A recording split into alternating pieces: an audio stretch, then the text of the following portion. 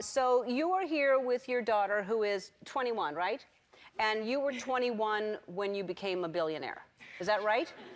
Almost, yep. All right, so around that age. You were like the youngest person to become a billionaire. Is that right? Yeah, in terms of my own, earning it on my own, yeah. Right. Okay, so, well, it's just the most important thing, yes. So did you, when you were a kid, did you care about money, or you just cared about technology and it just happened? Mostly I love software. I do remember at the private school I went to, there were other kids whose families were better off, like they had a Porsche or something, but it wasn't that big of a deal. My thing was that I just loved doing software, I loved hiring people, and I was stunned when it ended up being so valuable.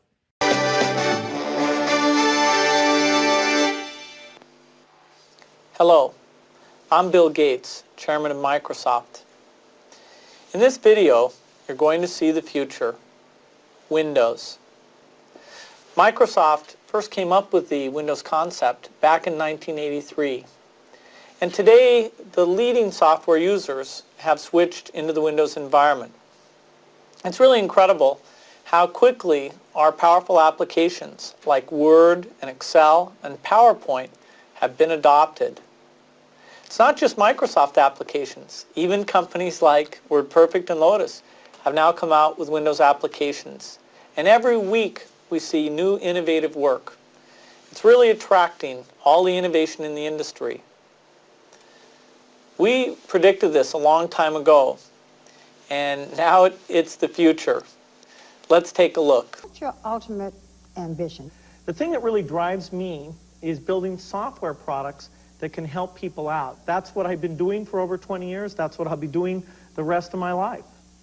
They knew I was obsessed with computers, that I would skip athletics, that I'd go in overnight, that I'd leave the house sometimes when they prefer I wouldn't go work at night on these things. And so it was kind of considered a little strange. And the big moment was when I said, instead of going to part of my senior year, that I wanted to go work for a company writing software. So they were great about allowing that to be my hobby.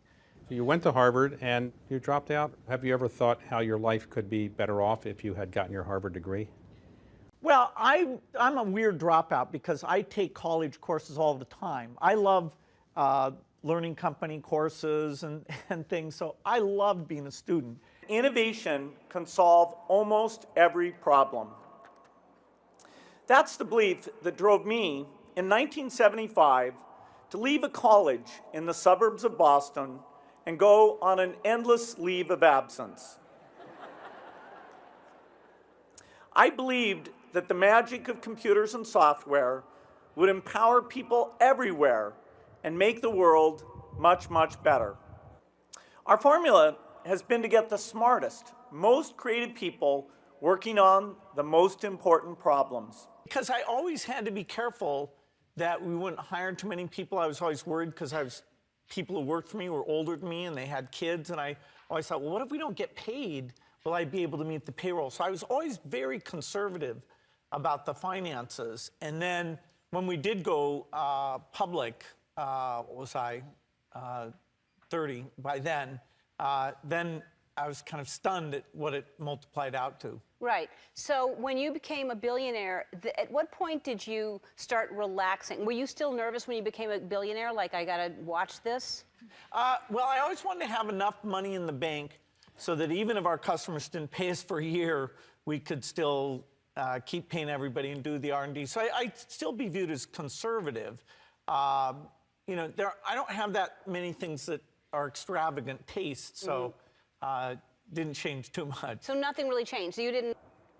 Whether you're a scientist with a new discovery or working in the trenches to understand the needs of the most marginalized, you are advancing amazing breakthroughs in what human beings can do for each other.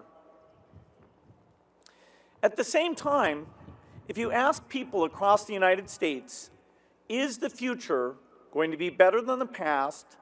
Most say no. My kids will be worse off than I am. They think innovation won't make the world better for them or their children. So who's right? The people who say innovation will create new possibilities and make the world better?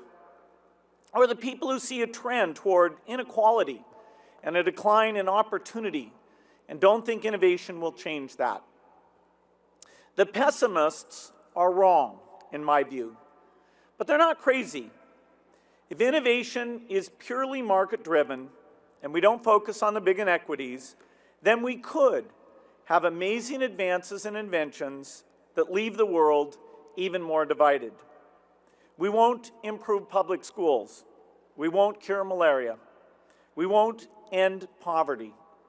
We won't develop the innovations poor farmers need to grow food in a changing climate.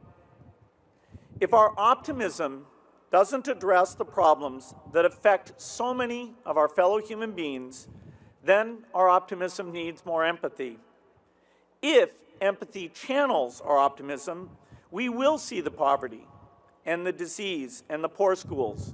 We will answer with our innovations, and we will surprise the pessimists.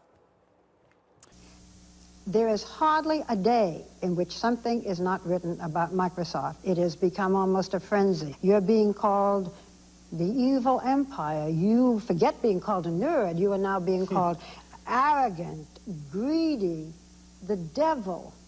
You've read all this stuff or heard that this has been said. What do you say about all of this? Well, it's a very competitive business. And That's all? Oh, no, absolutely. When you have the level of success that we've had, when you have a business that's important as this with this many competitors, you're going to have people saying some nasty things. And so you have to learn a little bit not to take it too personally. Shout out to them people.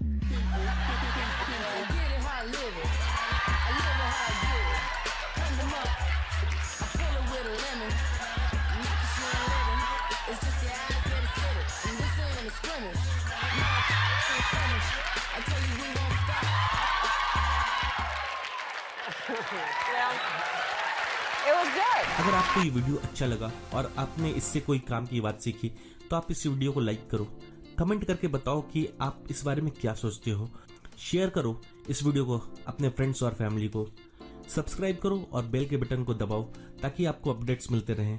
और अंत में thanks for watching.